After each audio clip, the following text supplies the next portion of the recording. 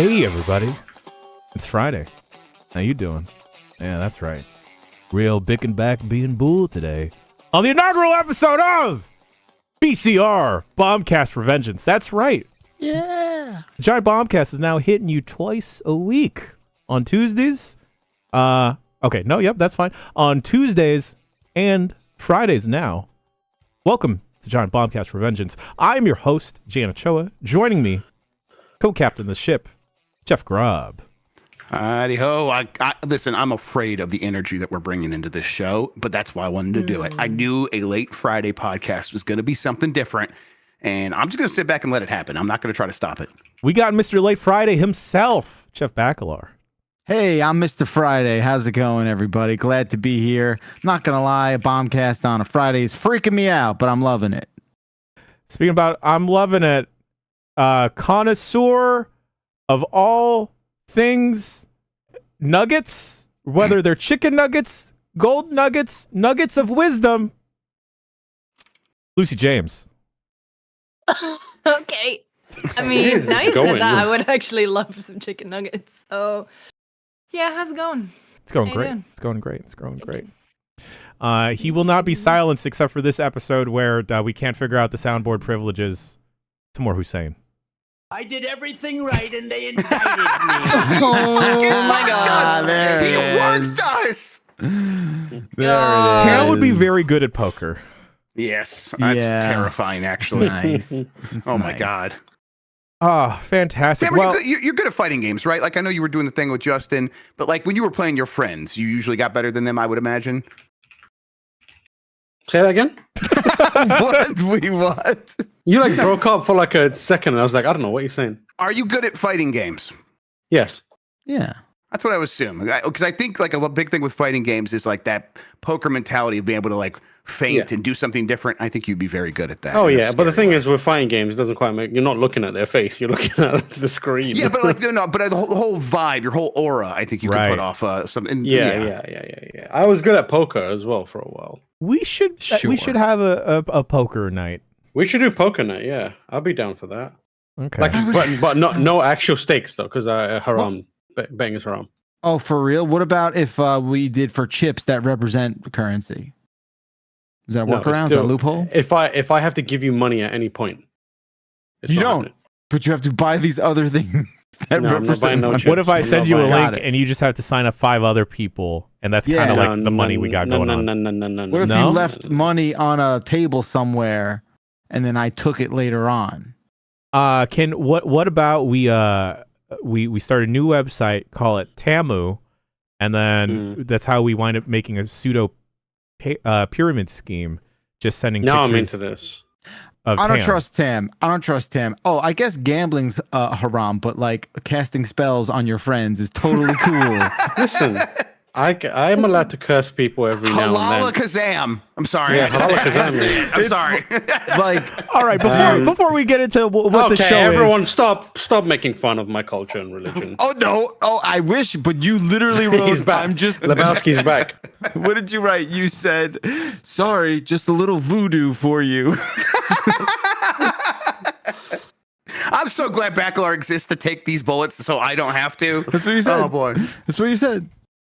Oh my sorry. God. I'm sorry. You want to explain sorry. what happened then? Yeah, Please, sure.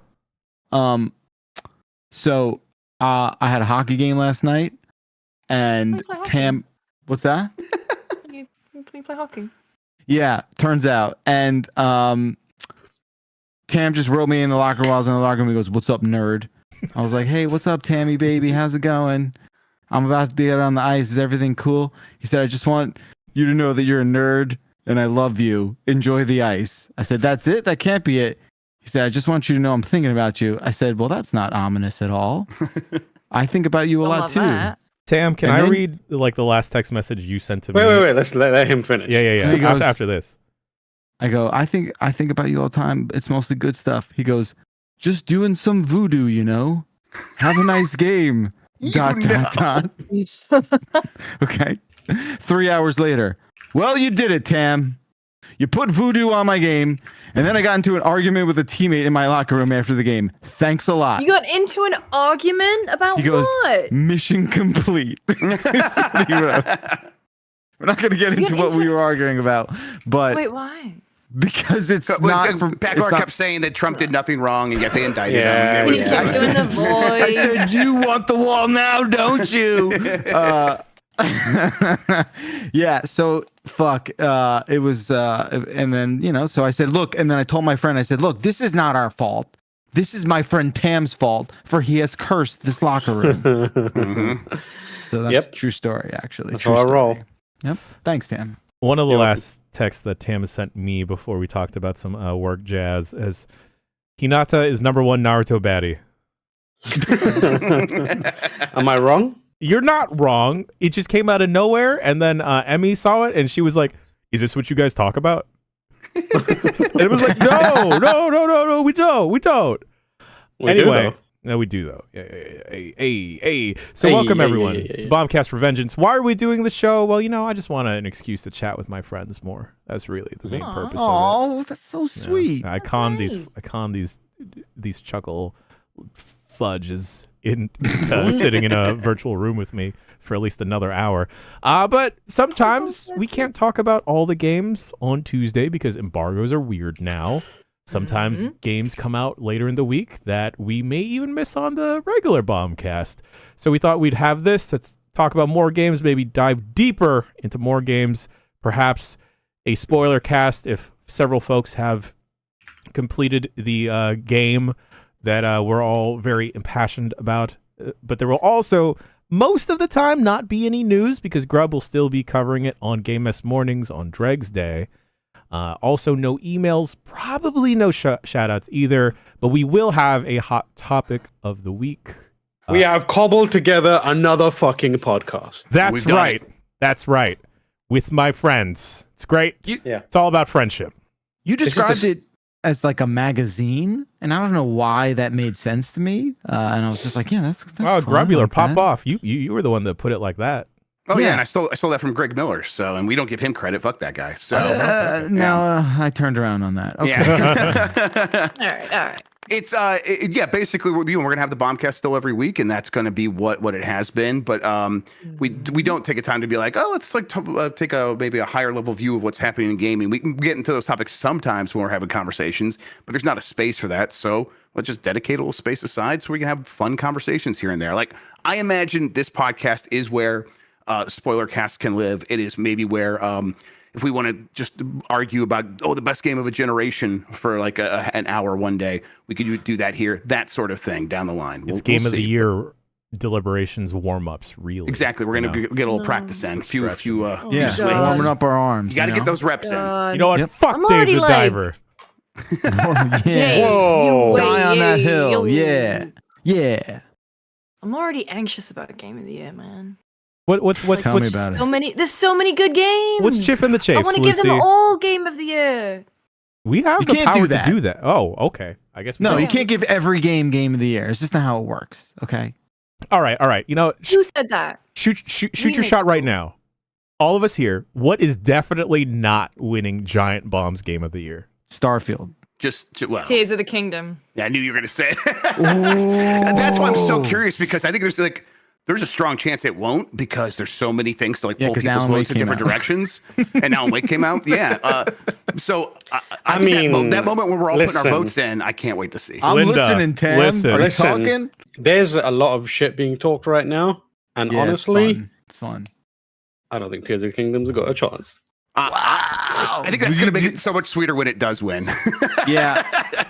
I think if I could just put on my prediction hat, I feel like Dan's going to. You're wearing the same hat. You're wearing the same hat, Backlar. You didn't put it on. Oh, it was a sleight of hand. You guys all missed it. Oh, shit. Yeah, I'm fast, baby. Damn. I think Dan's going to die on that hill, and then I think there's going to be I don't know if he will. I don't think he will. What do you think he's going to go after? I think the way we do it. He's gonna put his he's gonna put his horses on Wonder and Alan Wake more. Yeah, maybe I haven't even heard him talking about Alan Wake. Even Armored Core 6 more than Tears of the Kingdom, I think. I gotta play Armored Core. Dude, Armored Core. I'm recording rules. Finally got it. It's tough to have this conversation now, though, too. It's like tough. Are they coming through the stream? I really hope they are. Yeah, They are. They should be. Good. Grub, what game is definitely not getting Game of the Year at Giant Bomb? Let me see the thing that would upset her as much as when she said Zelda. But Baldur's Gate 3, no chance. Am I right? Whoa, what? Man, These I gotta guys. read Oh, the no. manual. We got a soundboard.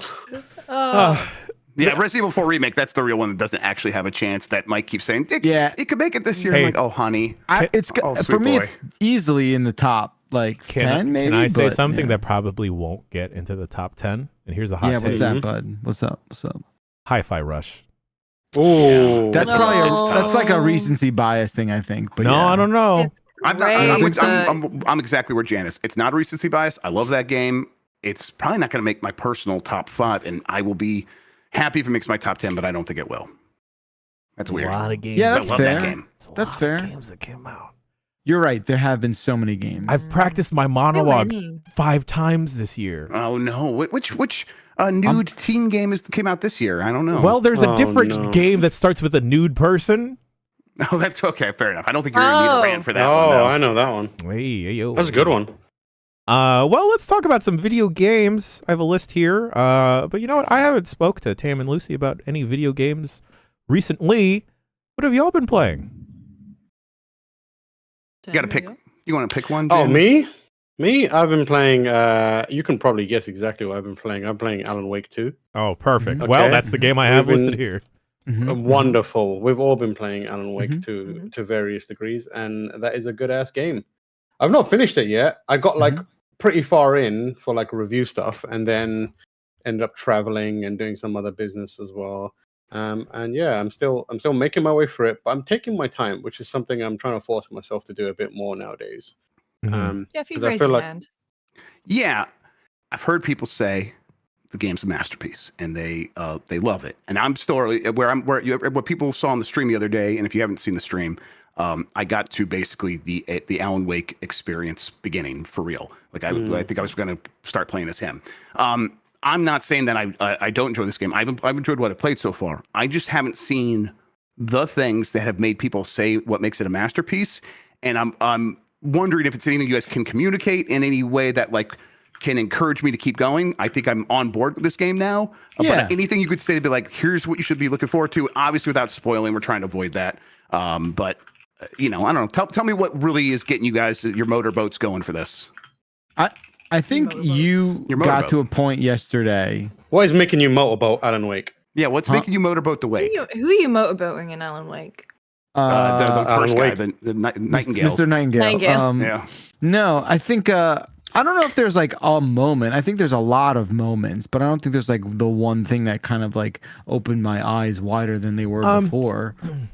I think it's a collection of a lot of different things. And I also think I don't know, I feel like at the end of that stream yesterday, Grub, you were at a point where you're like, okay, I think Yes.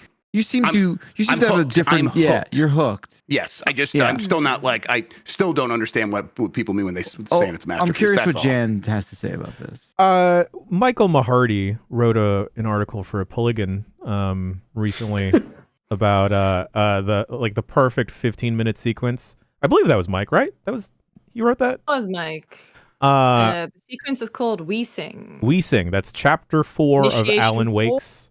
Is that right? I think Yeah. is that right where I'm about to start? No. No. You are a bit No. away from Okay. that. Okay. Yeah. Okay. You'll know when you get there. You will know. Okay.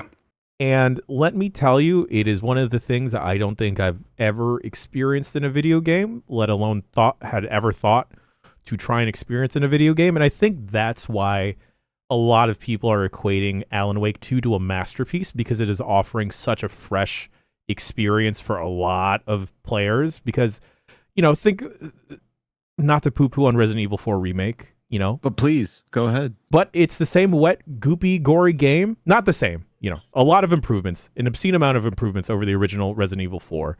But like all the bells and whistles, all the tricks that they're pulling, all the smoke and mirrors, they're all working on overtime in Alan Wake 2. And then after that chapter, it's just like, all right, buckle the fuck up. Let's keep going.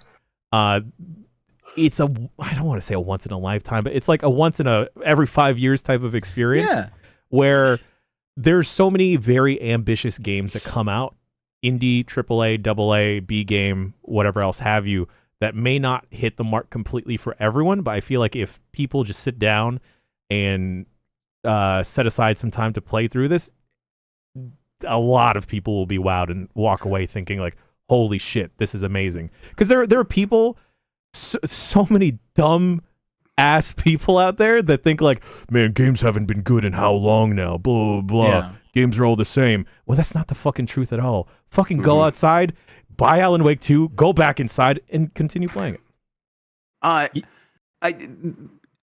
Do you think someone could get the enjoyment from this game from watching a YouTube playthrough?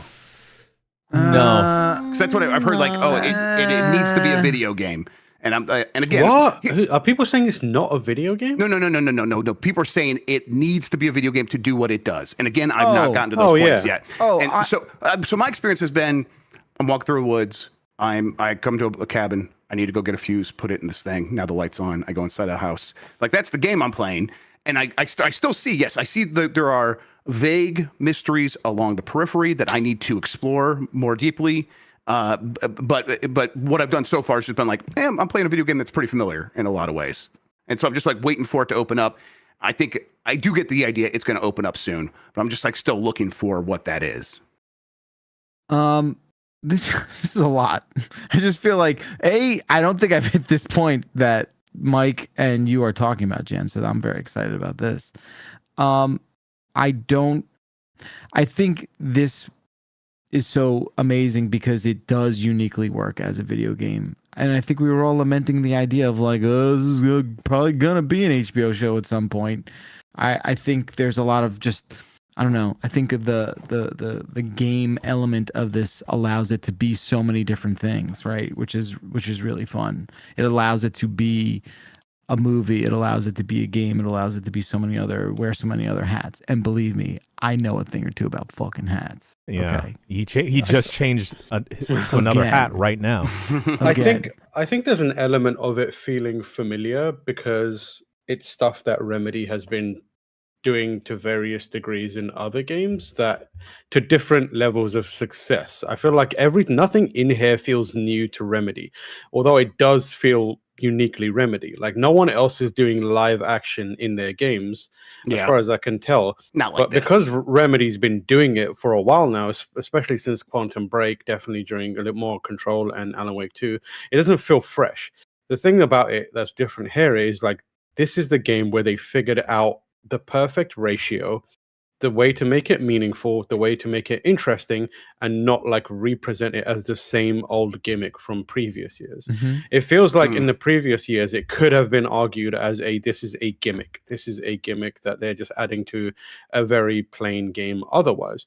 But that, in hindsight, within the context of Alan Wake now, it's them clearly experimenting and figuring out how they can push the envelope for how they present games and how the medium itself is delivered to us. And this feels like the first time where they figured out we understand how to blur the line between video game, movie, book, album, like all that kind of stuff. This is the everything game in a way that doesn't feel like a shitty, like, marketing scheme. This is the game where they're like, we know how we can make live action work within this game, and they don't overcommit like they did in Quantum Break and make it 20-minute long sequences. They have like all this stuff in perfect balance, I feel like, and that's what makes this game special.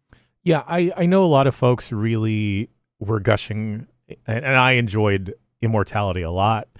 That came out last year, 2022, right? And a complaint with that game was you stopped feeling like a game after a while, right? You was just point and click adventure type of thing, and piecing together the mystery, and then it felt a little bit cumbersome afterwards. But like here, like what Tam said, like this is the perfect combination of game, live action, watching it, exploring it, and feeling it. And then I think the story bits kind of, I don't want to speak for everyone here, but like I'm a bad YouTuber, creative, and there's like a weird darkness that comes to that, or pressures that come to that. And I feel like this game really explores those themes incredibly well of feeling overworked, feeling like you've hit a block and like you haven't really changed over the last couple of years, but really embracing the ability to adapt and to make something new. Yeah, I haven't gotten to any of the Alan Wake stuff, and I think that's where the themes are really going to be clashing against what's happening with Saga. So I'm looking forward to that. And I mean, to speak to what Tam was saying, I think that they aren't gimmicks; they're tools, and they're being wielded by a team that is feeling very confident about how to use these tools to convey meaning and ideas and story and gameplay to the player. And I think the Mind Place is a very good example of that. It's right in your face, but they give you these multiple new ways to not just interact with the story, but re-interact with the story. They're presenting these things in the world as you explore them. And now let's retreat to the Mind Place and let's reinforce all these things so you know what matters. You know, Nintendo does that by like, in a Zelda game, they highlight the word of like that matters in the whole sentence. And it's like, that one's red, so pay attention to that. I'm like, okay, that's nice that you're doing that, but it's not really effective. This feels much more effective where it's like, let's make it cool to actually learn what we're trying to tell you what this game is about. And the game is very good at that. So that's the stuff that keeps pulling me through where I'm like, I am curious about these mysteries and you're giving me the tools that I need to engage with them and remember them and actually feel like I have a good grasp on what's happening. How do you guys feel about folks that are a little too spooked to play through it? Do you think watching like a let's play? Up. Hey, I'm glad Tam said it, not me. Jesus Christ, play with the lights on. What can I tell you? Lucy, please. Am I just? I feel like I'm desensitized to spooks. Yeah, I don't know. Go on, Lucy. I was gonna say. I was playing it in the dark and lights off. There's a lot of jump scare stuff. Yeah. And when you die, the game over screen is pretty intense. It is for sure. It's I find it way sorry spookier than Resident Evil 4 remake. Oh no, I'm just answering Crooked Views thing. I find it like Resident Evil 4 remake is, I feel, kind of the opening, like with Resident Evil. That's when it's survival horror, and then it just goes on to dumb all-out action. Yeah, there's a level of camp there too that I think Alan Wake kind of somehow skirts around. Yeah, it has like the small town humor stuff, but it holds on to the weird, scary stuff all the way through, I think. But then again, I was watching. I'm very desensitized to that stuff. So yeah, I think I've become more sensitized recently in my life, where since I had kids, I'm always on of like thinking about potential threats to them, ways they can hurt themselves, and I like live in that zone 24/7. And I think that makes me very like I'm an exposed nerve of just like, if there's something a little bit off, I'm going to be feeling it. It's all right under the surface. So I found that spooky games, spooky movies have been making me more stressed out in the last couple of years. And I want to play these games. I want to enjoy them with everyone else. And I'll say that if you're too spooked, it's exposure therapy is kind of all that works. You have to just run right at the scary thing.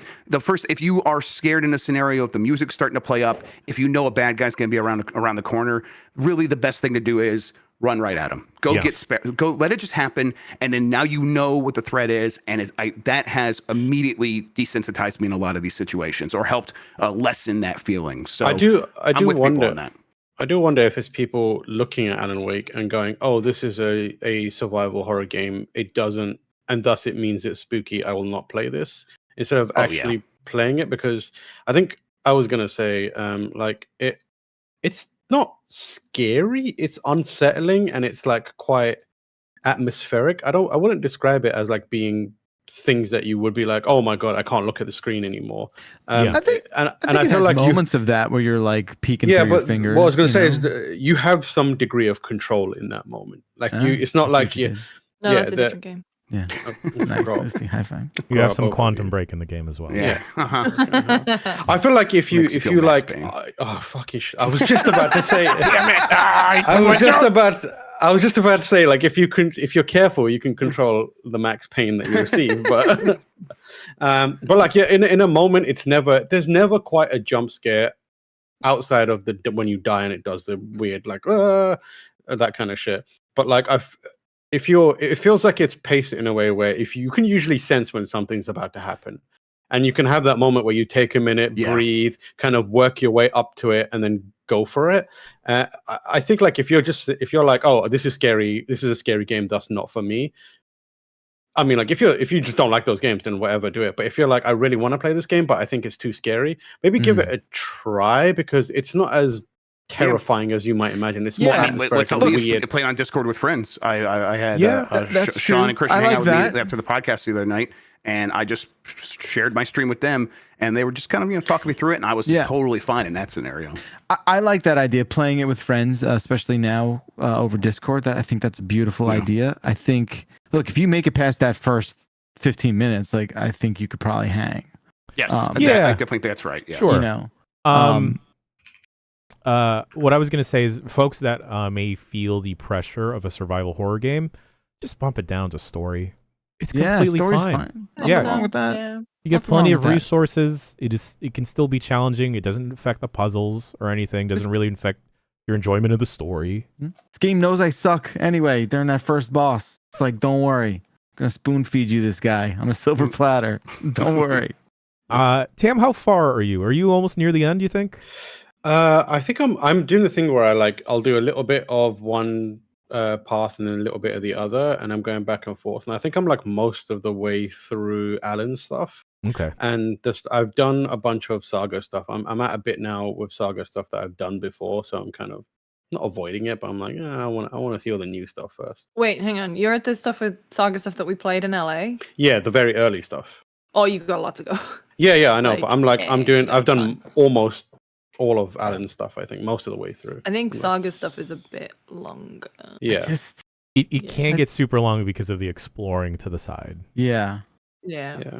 I love this game. Like I haven't felt like this in so long. I just want everyone to know that. Well, okay, like I actually wanted to talk about that. It's a big deal. Like when you found Bebop, you were like, oh, this is, this is me, and I've got this is my bucket list year, baby. I can go out with a bang. Like you say that, like I don't. Is it you?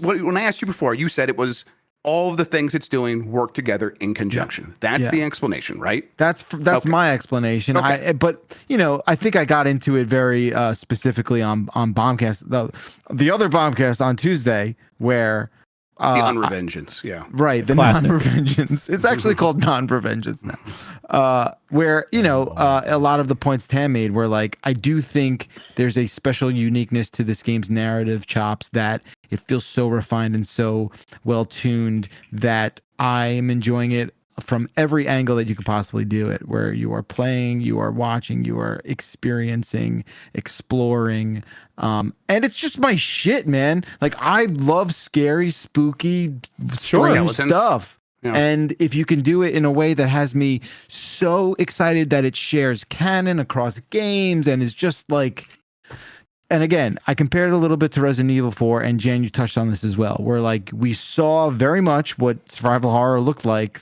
however long ago that game came out, 20 years ago, right? And now where you're like, holy fuck, this is what we're doing in 2023, and it looks like this and it feels like this, and that is so like overwhelmingly positive to me that I almost get teary-eyed over like how much I love being in that sort of space. It's like that. This is why I'm curious, because I'm bouncing between those two games right now, because I got an idiot friend who go mad at me if I don't play Resident Evil 4. So I'm playing that as well, and it's like I'm playing that. I'm like, oh man, this shooting, ooh, that feels good. That's a good feeling video game. It's got the juice over there in Resident Evil 4, and then I come back to Alan Wake, and I'm like, it's got juice in everything else. It's not trying to be an action game in any way. Resident Evil 4 was trying to straddle that line a little bit. So I'm like, I'm hoping I get to where you're at, and I there's nothing that's like saying that won't happen, but I'm like, I'm just really hoping that I want that for me. I really want that for me. You'll get there. I think you'll get there. I think like, I don't know. I also think like there is a certain level of like isolation and attention I have to give a game like this too. I have to like enter the zone. I have to get into like the, the you space. got to get the juice zone, right? Where like you create the environment, maybe light a couple candles, and I just like ease myself into that hot tub, and then I'm in the Alan Wake zone. What if I played in front of my wife? My the way wife. I'm They're doing my it. Yeah, and because I bet if she was like right there, like getting into it, I'd be like, well, showing it off would be like really fun. I might try that because sharing the story with other people has been fun so far. That's been a very special part of this for me. Like seeing, like watching her, like laid, like watching it laying down, and then like go up like this, and just being like, "What the fuck?" is really cool. Okay. And I take ownership of it. I'm like, see, I did this game. I'm showing, I'm showing it to you, but You're it's welcome. me. I me. gave this to you. I served this to you. You're welcome. Folks, anyone playing anything else besides Alan Wake 2 or anything specifically you want to talk about? I do wonder, Tam, I know you've been playing Super Mario Brothers Wonder. Lucy, did you give it a try? I know you enjoyed it at PAX, but I also know Mario's not really your thing. Have you had time for it? No, You said Mario's not her thing? Yeah. She grew up in the UK where there wasn't Nintendo didn't exist. I didn't know that. I didn't know that. I didn't know that it wasn't your thing. That's okay. I just had never heard you said that. Never heard you say that. Okay. It doesn't seem okay the way Backlar laughed at you about it. We're learning a lot about each other. It's fine. We'll work through this. Yeah, John, you brought us together. You didn't tell us it was a fucking therapy session. We'll work through this offline. Offline. So no, I haven't played it yet. I did record FPS last night, and the boys were like, "You should play it." And Gerard was really also saying how much he enjoyed the demo for Super Mario like RPG and everything. So I want to get into it. I think I'm going to do like Christmas time. Yeah, Because totally. right now I'm going to be going back to the UK for a little bit. I want to do is it World of Horror?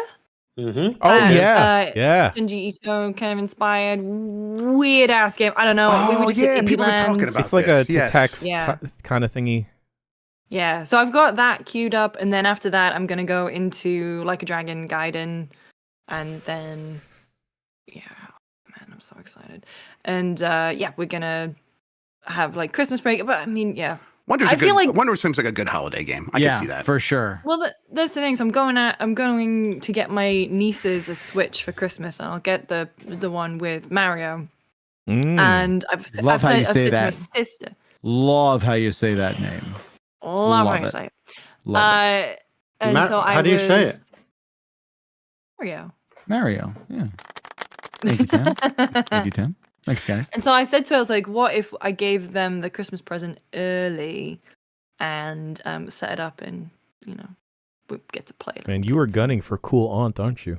Mm-hmm. Well, if I don't live on the same continent, I've got to be the cool aunt the only way I know how, and that's by spending money. Games, baby. Games. Well, apparently they're very into Sonic because they've been watching the cartoons. That happens. And they're very into Mario because they watched the movie. I've also been playing Cavern of Dreams, which is a new indie platformer that is basically trying to be an N64 game. You play as like a little lizard guy. Yep. Nice one. I thought it was just a woo. Sorry. Here, let's do this one. What is this, Jeff? I don't know, Reggie. I don't know. I was gonna call him Roger. It's really neat, but I like these throwback indie platformers, especially ones that are trying to be like the 3D platformers from the N64, with like one of my favorite eras of platformers. And it's got this really cool momentum system where you play as this little lizard who can roll, and if you start the roll from standing, it's going to be kind of this slow moving around kind of awkward thing.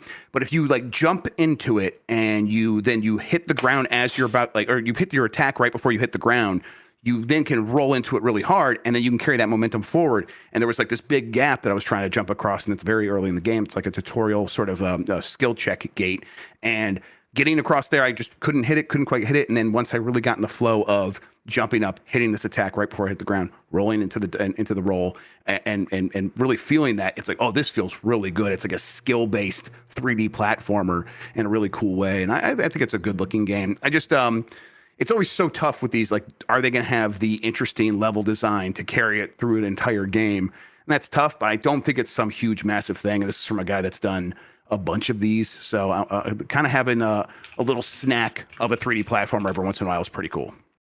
Okay. Yeah, Cavern of Dreams is what that's called. Love a little snack. Yeah. Video games. What the fuck? Get me hungry, baby. Before we go to break here and get to the hot topic of the week, I just want to go around the room and see what everyone's strategy is for tackling and preparing for Game of the Year. Yeah, that's a good topic in itself. Because I feel like I'm just going montage. Yeah, oh man, we should all have training montages.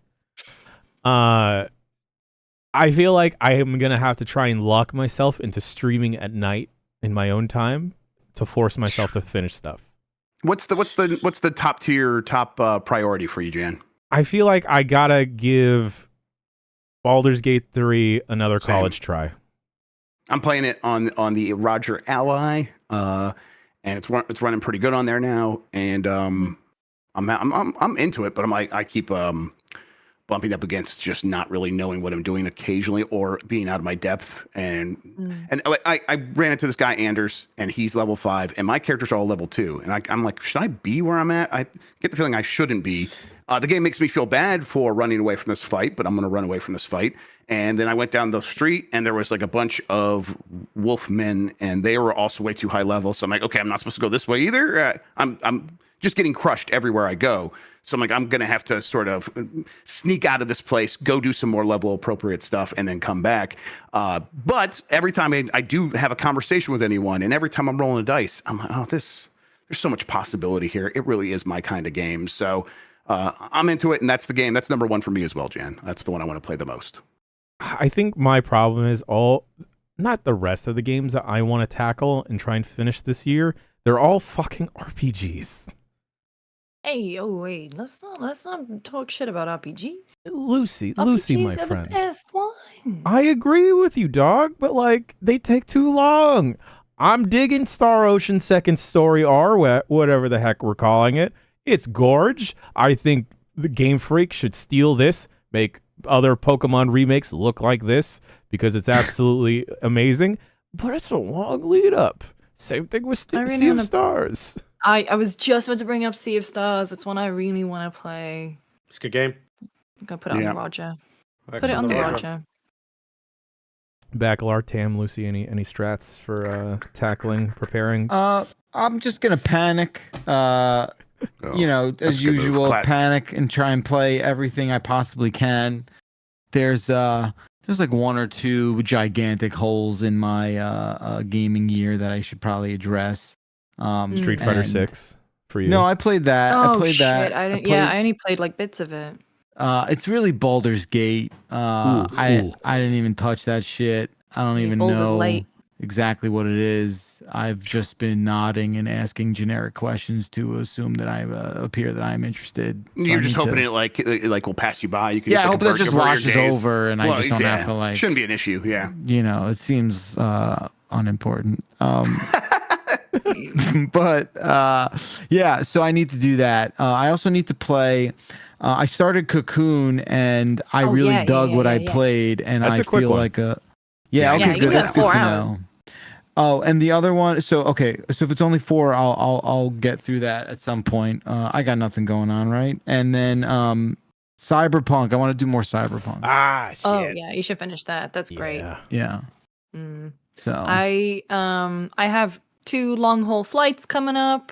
I'm in the middle of buying like a big. Does anyone have a recommendation for a good remote battery that I can use? I saw one that's Anker. Ooh, yeah, Anker. And well, I have an Anker, but this one it plugs in, and so you can use it as a wall plug, but it charges it as it's plugged in. That's clever. I like that. I like the sound of that a lot. Oh, that's so I might buy that one, but if anyone has any other recommendations, I would love to hear it. Anker's good shit. I like Anker stuff. Yeah. Anker does have. I mean, I've got one right here, but this boy is old, kind of heavy. Sure, yeah. Just get a newer boy, and like the battery capacity will last you a little longer. And make sure it has like the bandwidth to like charge your Ally and switch or whatever. Yeah, maybe even a laptop. What is that? What is that? You're gonna. I think maybe look for about 100-watt output. That's probably what you want. Yes, if possible. But at most USB-C power delivery PD. If it has USB-C PD, then you're probably going to be okay. But if you can get up that 80, 100-watt range so that it actually does charge relatively quickly, then you'll be good. Sweet. Yeah, because I have I'll obviously have like an in-seat plug. Yeah. But, you know. Right. Yeah. You can never rely on What if I'm on a those. train? Yeah, Yeah, totally. Before we move on, is there like of the outside the obvious ones we mentioned, is there a game that you hope other people play before we get to Game of the Year? Dredge. Yeah, Dredge is a good Oh, one. that's a good pull. Okay, because that's what I was wondering. Should I go back to that? Okay, cool. That's the one I'm going to play. Jan, I think in particular you will really enjoy. Thank you, Hammond of Texas, for sending that link. Dave the Diver. Yeah. Also, and Hey, Steam. I've been playing a lot. Chance of Sonara as well is really good. Oh yeah. Yeah. It's fun. I feel like you'll figure out whether or not you like that game in maybe like 2 hours. Yeah. I'm really stoked for Talos Principle 2. Yeah. Okay, sell me on we this played because some- I don't know anything about this. It's just puzzle games, man. It's just one of puzzles, those solve 'em just ups, right? It's a puzzles. solve 'em up. Solve them up. Yeah. Yep. Is that what we landed on? Calling think those so. things? I can't I think remember, so. but that's First- I like it. FPS, a first-person solver. I Yeah, hate but that. The problem is that it makes me really motion sick. Oh. Yeah, I could see that. So I Vimba. Vemba's good. Yeah. Oh, Okay, adding to my list. Thirsty I think- Suitors. Damn it. Yeah. This is serious. Oh good. shit! If you try that's playing, right, the thirsty game. try playing Talos Principle on the Roger Ally because Okay. like it might help with the Oh, the because motion you're like sickness stuff because you're like you can Yeah. hold it Forcing at the a bit of a perspective. distance. Yeah. I think playing it in third person too will definitely help. I haven't played El Paso Elsewhere yet. I know a lot of people really enjoyed that. Goodbye Volcano High came out. I'm just looking through my Steam. I'm like, Goodbye Volcano High came out this year. Yeah, I think I have that on my Steam too, and I never did anything with it. City Skylines 2. Oh, yeah, but shit, that one's yeah. in rough shape, so I think we're going to be safe on that one until they do some updates. is Yeah, kind of what that's it not seems in like. great shape. Yeah. Yeah.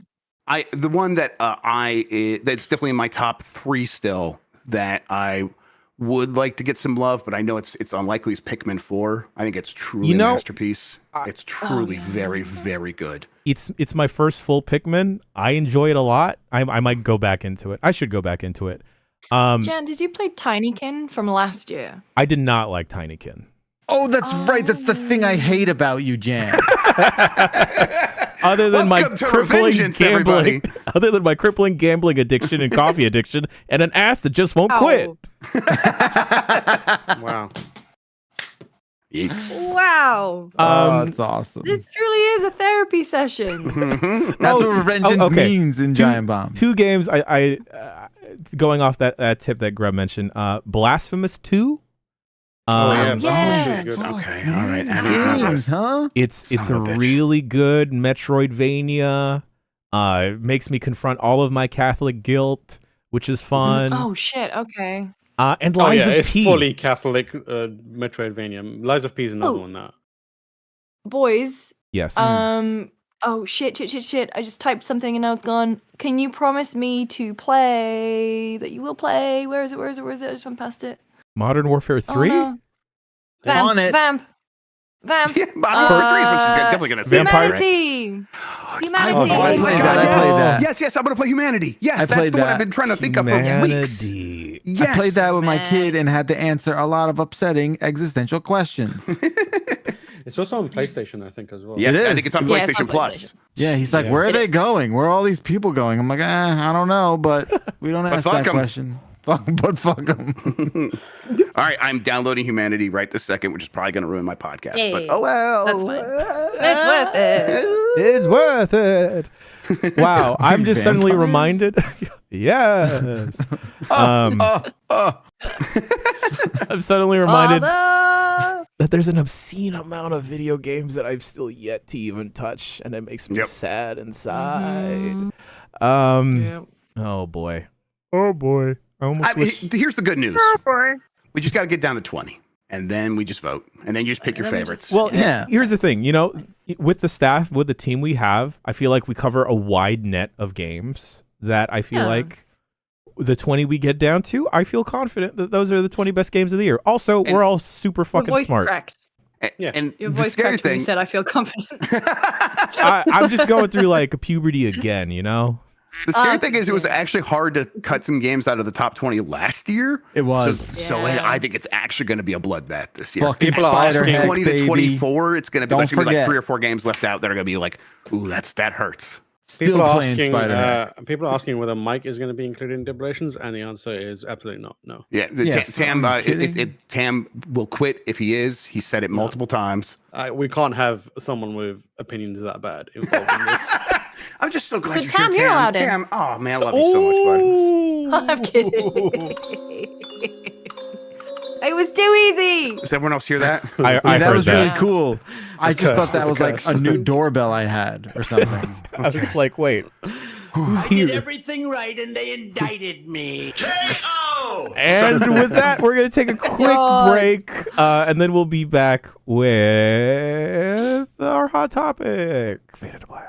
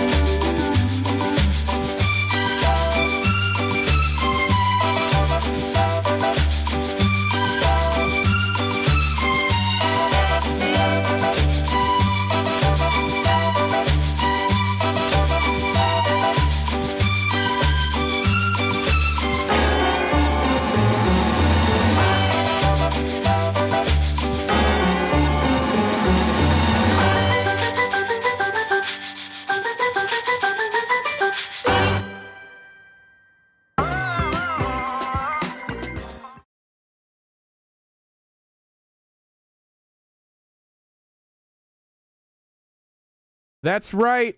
We're over here. It's next to the food court.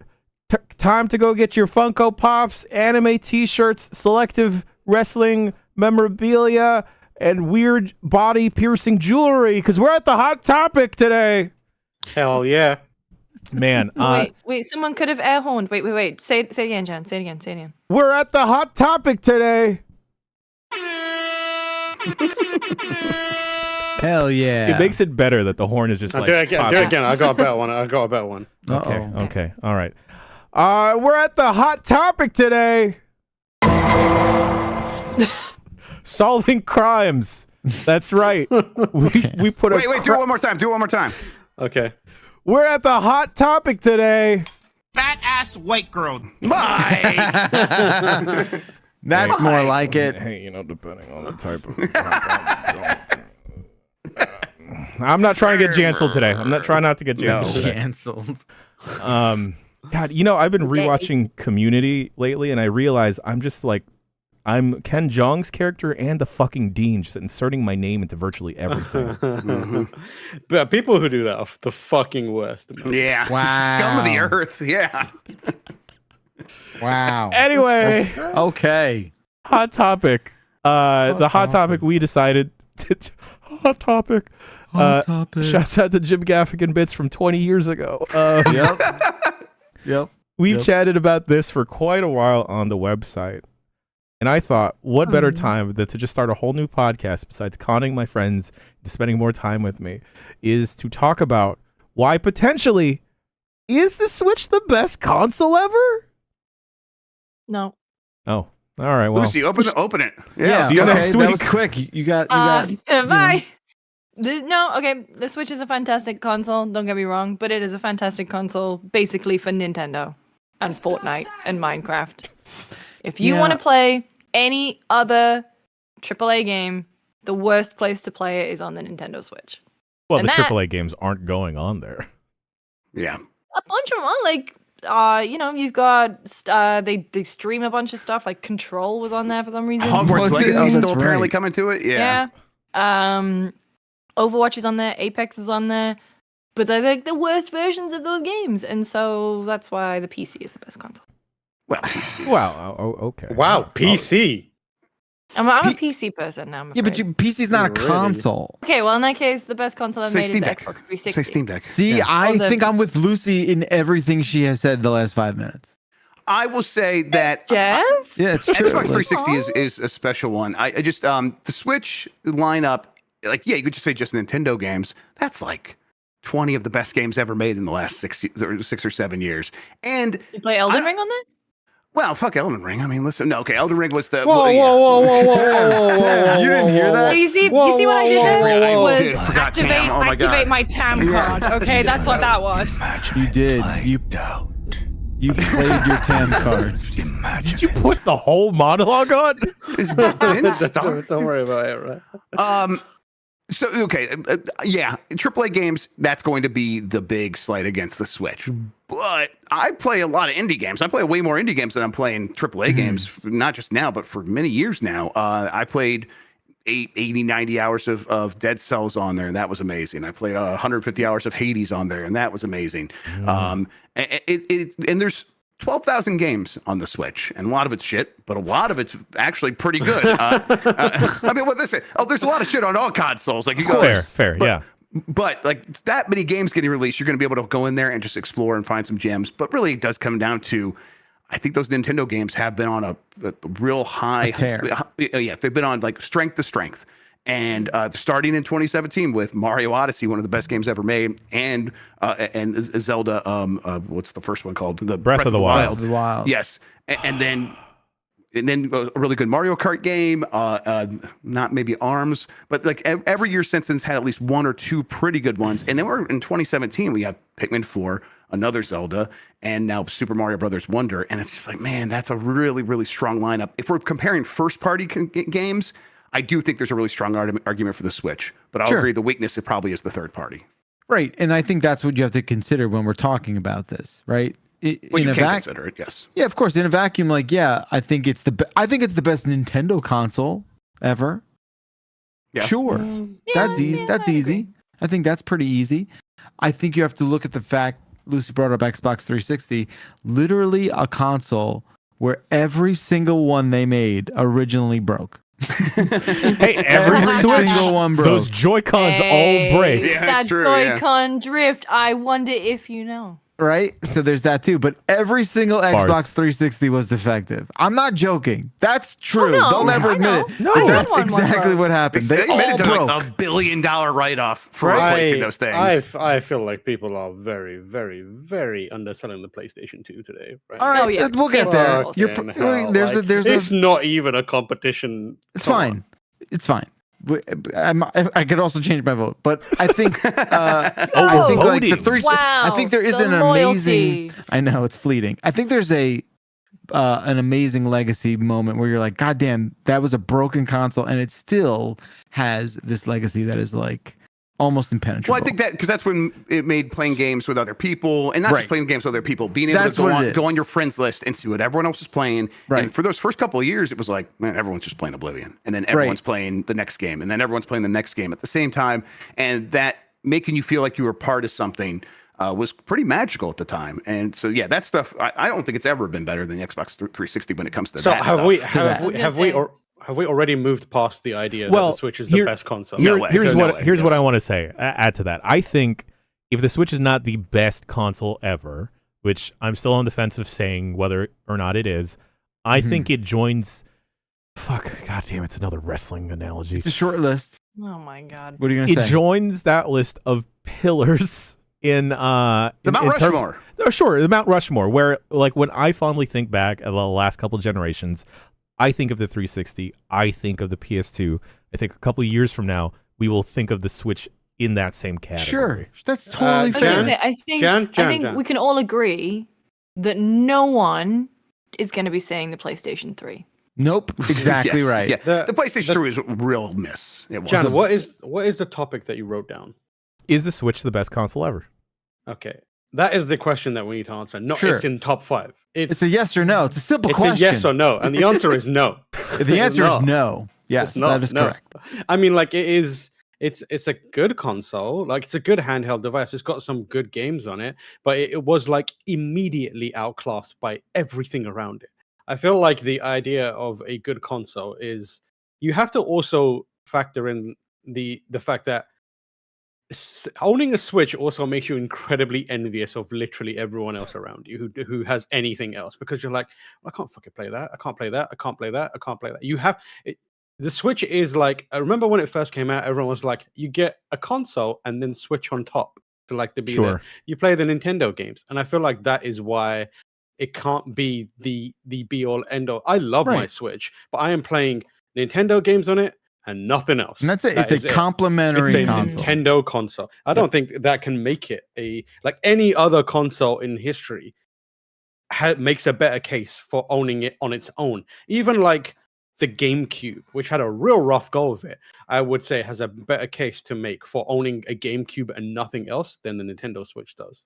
Well, that is the set of characters that you are judging them by, right? Like, yeah, because for me, like I get the the being India's thing. I get when people say that, but I don't feel that at all with my Switch, because my Switch just fits with how I play games so much that it's like, if it's not on the Switch, I'm good. I'm hanging out. I'm laying on my beanbag. I'm going to play some games before we're going to bed. I can play a little bit in bed, and getting on the TV and making a night of it. I'm past that in a lot of ways, where it's just like these games, especially if it's going to be a familiar game or a familiar genre or something like that. And that's why where the Switch is like, okay, we're going to make it easy for games to fit in your life, and they can come to you wherever you're at, whether you're traveling or in the house and you want to sit with your family while they're watching TV or whatever.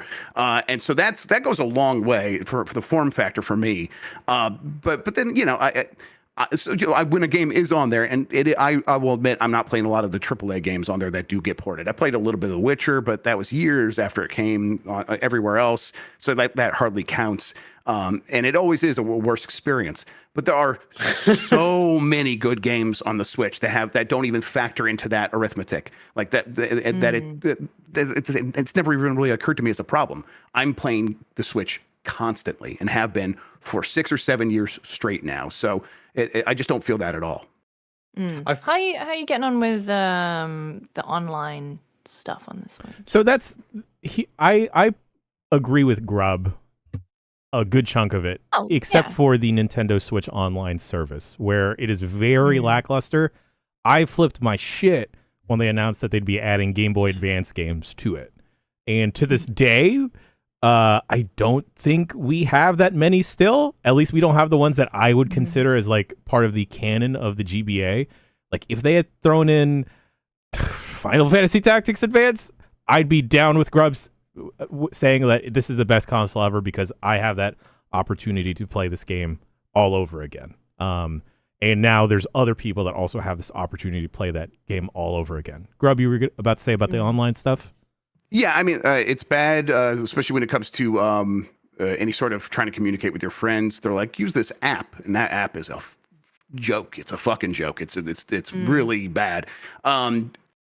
You know, I've had good online experiences on the Switch, but most recently with Wonder. And I think I said this morning. That's the exception that proves the rule with Nintendo Online stuff. Obviously, they can do better, and they just haven't. They just haven't. Because look at this game; it's a perfect online game. There's literally nothing wrong with how the online works in that. In fact, almost every game should be copying what Super Mario Brothers Wonder is doing, and that's obviously copying a lot how From Software games work like that. But they've made it make sense in a family game. But every other game, like their biggest online games, Super Smash Brothers Ultimate, people don't play that online. People who love that game don't play it online because the online's so bad. So, and that's an argument that really does appeal to me. When I hear that, it's like other systems have figured that out and taken that forward or established it like the Xbox 360 did. I think when it comes to the online stuff, Xbox 360, when it comes to the library, PS2, I think that's probably where the argument probably should be happening.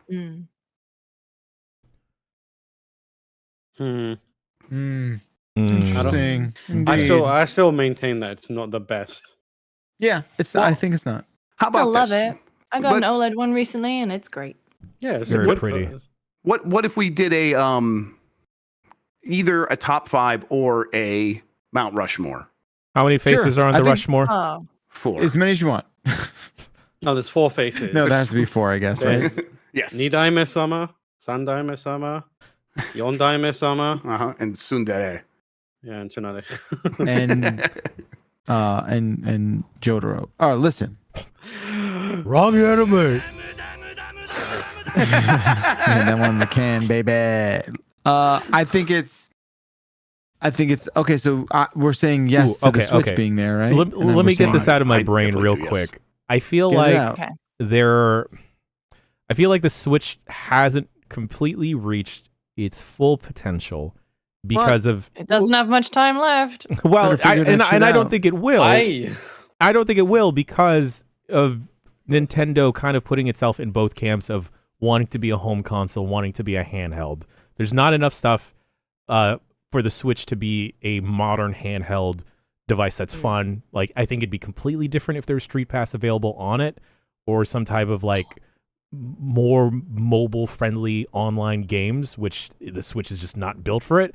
And it's also not built to be like a home console that you just leave plugged into the TV. So you're not saying that it hasn't reached its full potential. It has reached its full potential. It's just that its potential isn't as big as you think it. They can't go to. That's different. It can't reach potential it doesn't have. Yeah, they can't go to Namek and talk to the old Namekian and have him touch his forehead and just unlock the full potential. No. Yeah, I, if you're like looking for the era of like what they did with the DS and especially the 3DS, I could see that, but I don't know. That was for me a time and place thing. The Switch is trying to be a very different console than that. So Jan, I'm gonna need you to say it, whether it is or isn't the greatest console of all time. Say it in full. And say what is. I want to hear what you think is. Okay. The Nintendo Switch is not the best console of all time. There it is. There it is, folks. The Xbox 360 is. Can we throw? Oh my god! Yeah, Can we throw in handhelds like handheld consoles? I guess. I mean, Because I would probably put the DS up there in that Mount Rushmore. If we're well, I think we have a solid 3, right? Like, I think we have Switch, PS2, and 360, and then it's like, oh, what's that 4 spot? And are we charitable? So hang on, what we've got: PS2, Switch, 360, and a 360. Which is nice. Everyone's represented there, like the big 3. What about the Steam Deck then? If we truly want everyone represented, I mean, listen, no, we can't do consoles. Look, the Steam Deck very console-y though. We can't do. It's like if the console was open. It's a PC. It's a PC. I feel like it's a Super Nintendo. I do feel like it's a Super Nintendo when he says it like that. I think you're probably right. He says that first in the song as well. Yeah, he does. He does, yeah. Genesis getting fucked over here, but whatever. Okay. Anything else that could go in there though? Anyone have anything else they would want to put in there? I mean, those Tiger Electronic handhelds that they'd pass out in Happy Meals. Sure. I was gonna say maybe the original NES, but I mean a Dreamcast with a boot disc. Sure. Yeah. Well, I mean, I think DS, 3DS, I would probably bat for actually. Yeah, actually, that's a good one. No, DS is Game a Boy. great one. Game Boy. See, the DS I think is the good one because it has a Game Boy Advance cartridge slot in there, which should count. Yeah. So you get all of the Game Boy Advance library. That's nice. And the DS fucking rules. Clever girl. It has a Switch-like library in terms of a ton of games coming out, and a lot of the Nintendo stuff was very good. Stuff like Dragon Quest IX was amazing on there, and I don't know, Elite Beat Agents. Jesus Christ, yeah, there's so many good games on the DS. I think the appeal of the DS is that Nintendo is able to reach peak weirdness. Yeah. In a way that like a lot of people are able to finally digest. Like Phoenix Wright came out on the DS first, right? Yes. Well, in America, in the United States, yes. In the United States, yeah. Okay. Yeah. Oh man, I like this. I like where this is how I want them. This is how I want them. Do we drop the Super Nintendo for it? Yeah. The thing with that is like the Switch. While in Nintendo Switch Online isn't as robust, a lot of those Super Nintendo games that pop up in the collections and stuff like that, you can play them on the Switch. Sure, and so it's like this huge library sort of thing that really kind of overpowers that for me. And so I would keep the Switch on there, put the DS on there, PS2, Xbox 360, and wrap it up. So, I think that putting the DS on there is a good shout because the DS offered a lot of very specific experiences that you can only get on the DS. On the DS, yeah. Because they re-released Pokemon Diamond and Pearl on the Nintendo Switch, and a big component of that game was the dual screen, and they just tried to do a picture-in-picture. It just made me hate the game, which is one of my favorite Pokemon games. So that dual screen, essential. You know what else we haven't considered is the fact that you can slam a DS shut. No, the clamshells are so good. With authority, Lucy just like battery. And there were some games where that was like a years. gameplay thing where it's like you were closing it would cause like a stamp to get stamped, and I can't remember what game it was, or Spirit Tracks. Spirit Tracks, yeah. Okay, yeah. So I don't know, just something about that was just so clever and fun. Also had Grand Theft Auto Chinatown Wars, which is a really, really good game. Yeah. It was advertised by Nicole Kidman. Yes. Oh, Beyonce. 52. And Beyonce, yeah. Yeah, Brain Beyonce. Age. Yeah, Brain Age. Man, that's a banger. Oh, that's really good, Lucy. I know exactly what you're doing there. Very good. Yeah. Nicole Kidman's Brain Age. She was very shocked about it. The problem is that the Castlevania games on the Game Boy Advance are better, but they're pretty good on the DS. Yeah, that's still. true. They're pretty good on the DS. I'm okay with this. Scribble Knots first popped off on the DS, and that blew my mind as a kid. Yeah. Are we saying the DS is the best console ever? No. I'm okay with that. No. Wasn't hang on, wait, because I think Nikki brought it up. They said what was the game where you had to draw the spells on the bottom screen? Didn't you do that in Okami Den? You do that. You definitely do that in one of the Castlevania ones. You draw spells in that Okami Den. The world ends with you. Yeah. Twee-wee. There's probably some more, almost certainly. Oh, there's a Kingdom. What was the Kingdom Hearts one that was Chain on? of Memories. Chain of Memories, yeah. Tony Hawk's American Skate Land is actually a real banger. Oh, hell yeah. I reserve this that I think the DS versions of Cooking Mama are the best versions of Cooking Mama. I can see that. Oh, that Rhythm Heaven game is so good on the DS. Man, there's a bunch of. There was a game it was a Ubisoft game, I think, called Project Rub, which was really funny. Excuse me? Wait, was it Rub Rabbits or also in the UK? It was called Project Rub. Okay, yeah, it's exactly what you think. Someone play the SVU. Jesus, it's so loud. Also, Clubhouse games. Clubhouse. I did put it at 150% volume. I didn't even know you could do Damn, you're a menace. You're a menace. It starts at half, and I was like, nope, I'm cranking up. We need to crank that bad boy up. I can also set it to be the server entrance sound. Oh my god. All right, I'm taking away that privileges, everybody. Man, okay, all right. All right, so what do we have? We got PS2, Xbox 360, Switch, and the Nintendo DS. That's probably right. It feels good. It feels good. I feel good about that. I feel good about our choices. Me too. I'm just glad Switch didn't get completely kicked to the curb. I'm happy with that. So we've got a list then. Yeah, we do. I think we do. You want to say it out loud? Yeah, I'll do it one more time, Tam. Mm-hmm. You ready? Yep. All right. Wait, real quick. Before you read off this list, I want to bring everyone's attention to one of the neatest versions of Guitar Hero with Guitar Hero on tour on the DS. Yes. Yeah, that was wild. That shit was absolutely you plugged it insane. into like the headphone jack, right? Is that what it was? And the Game Boy Advance. Oh, the Game Boy Advance slot. Yeah. Mm-hmm. And then you had little buttons for the Nintendo DS, the Nintendo Switch, the Xbox 360, and the PlayStation 2. Awesome. Feels good. It's really enough sound effect, Tam. Are we gonna get like a Wikipedia page where it's like, and the Nintendo DS was named as one of the Mount Rushmore of gaming consoles by Giant Bomb. They're coveted Mount Rushmore award. Yeah, that's definitely gonna happen. Excellent, great, excellent work here today, everybody. Excellent scientific work. Look at us. Hey, look at us. Look at us. Huh? Who would have thought? Not me. What a civil discussion. I think we're almost ready for Game of the Year. Look at that. We able to look past our differences. No one cussed each other out, It's yet, at least. Who knows what'll happen next time. Folks, we're open to any type of hot topic you'd like us to discuss. Sometimes, the hot topic will come organically.